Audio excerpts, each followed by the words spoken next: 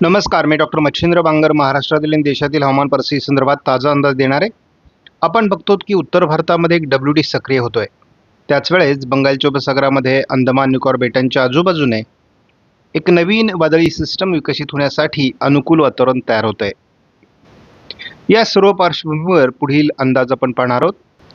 आज 13 तारखेला केवळ उत्तराखंडमध्ये धुके आणि कोस्टल कर्नाटकाच्या काही भागात तापमान वाढण्याची शक्यता व्यक्त करण्यात आली आहे आणि हा एक उन्हाळ्याचा संकेत आहे.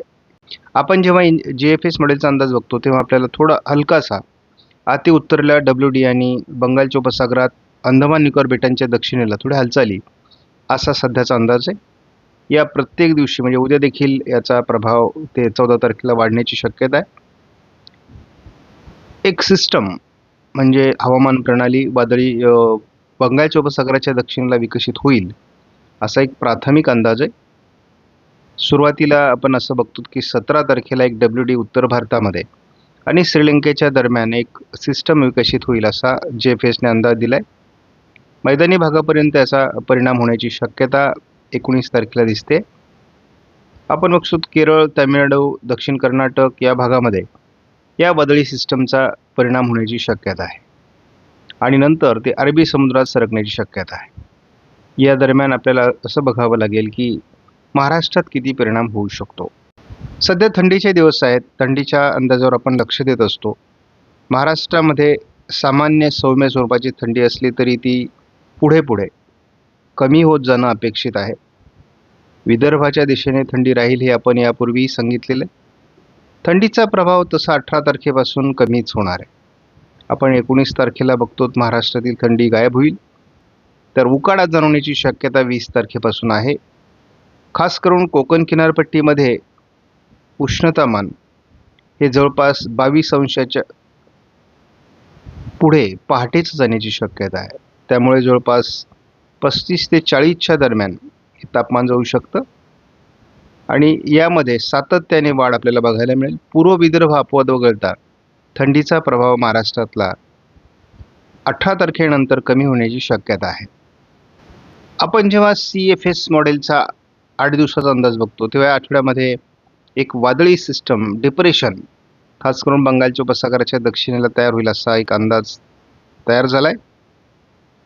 हे डिप्रेशन बंगालच्या उपसागराच्या अंतर्गत भागात जाऊन म्यानमारच्या दिशेने म्हणजेच भारताच्या विरुद्ध दिशेने जाण्याची शक्यता आहे.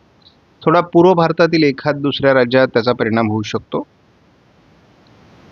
त्यानंतर मात्र साधारण असं दिसतंय की 26 फेब्रुवारी ते 5 मार्च या दरम्यान आपल्याला कुठलेही वातावरण दाखवण्यात आलेलं नाही. नव्याने जे वातावरण तयार होईल ते जवळपास 19 मार्च नंतर तयार होण्याची शक्यता आहे. मार्चच्या अंदाजावर आणि एप्रिलच्या अंदाजावर किंवा अगदी मेच्या अंदाजावर आपलं लक्ष आहे.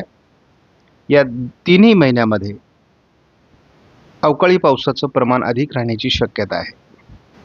आपण अगदी कुठलंही मॉडेल घेतलं तरी आपल्याला एप्रिल मेमध्ये अवकाळी पावसाचा अंदाज कायम आहे. NMME मॉडेल देखील आपल्याला मेमध्ये अवकाळी पावसाचा अंदाज देते. आपण GFS मॉडेलनुसार जेव्हा एकत्रित अंदाज बघतो तेव्हा केरळ, तामिळनाडू, कर्नाटक दक्षिण या भागात पावसाचा अंदाज आहे. मध्य प्रदेशमध्ये ढगाळ परिस्थितीचा अंदाज आहे.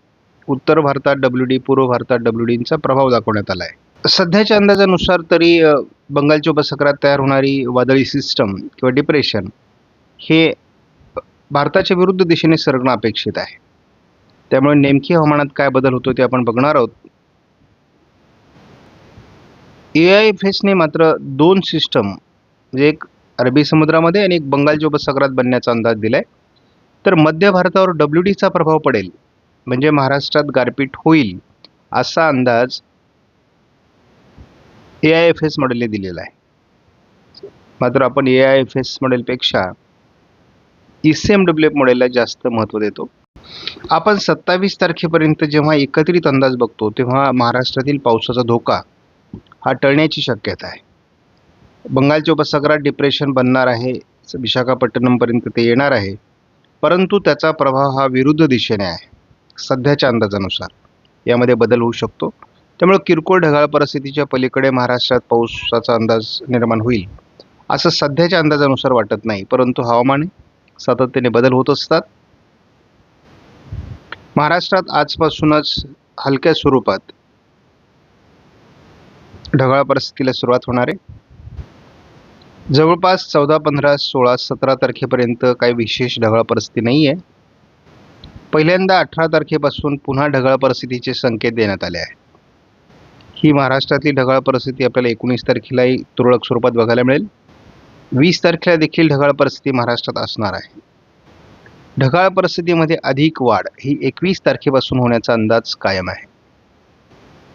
तुरळक भागात शिडकावा होईल एवढ्या स्वरूपातलं ढगाळ वातावरण 22 तारखेला आपल्याला महाराष्ट्रावर तयार होताना दिसणार आहे.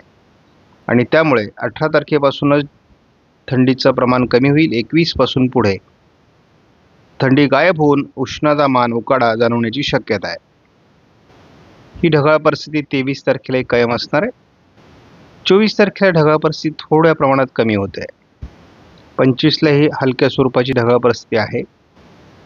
26 तारखेला 25-26ला महाराष्ट्रात यापूर्वी अनेक मॉडेलने अंदाज दिलेला आहे पावसाचा, मात्र आज मात्र तो अंदाज बदलतोय.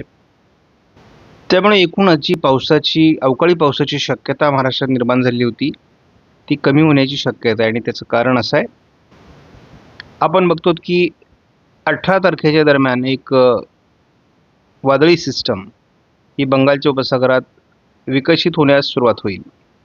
पुढे पुढे ही सिस्टम श्रीलंका किंवा विशाखापट्टणमच्या दिशेने सरकण्याची शक्यता आहे.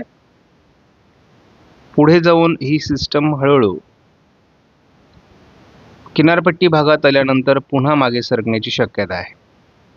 आणि मध्य बंगालच्या उपसागरातून एकतर ती विरून जाईल किंवा विरुद्ध दिशेने सरकण्याची शक्यता आहे. त्यामुळं भारताच्या केवळ पूर्व भारताच्या काही राज्यांमध्ये ही सिस्टम पाऊस देऊ शकेल असा अंदाज आहे. मात्र महाराष्ट्रातील या सिस्टमची भीती ECMWF मॉडेलने नाकारली आहे. एकूणच सारांश स्वरूपात अंदाज सांगायचं झालं तर फेब्रुवारीमध्ये महाराष्ट्रात अवकाळी पावसाची जी शक्यता निर्माण झालेली होती ती टळण्याची शक्यता आहे. आपणास व्हिडिओमधील माहिती महत्त्वपूर्ण वाटल्यास लाईक करा, शेअर करा, चॅनलला सबस्क्राईब करा. धन्यवाद. जय हिंद, जय महाराष्ट्र, जय बळीराजा.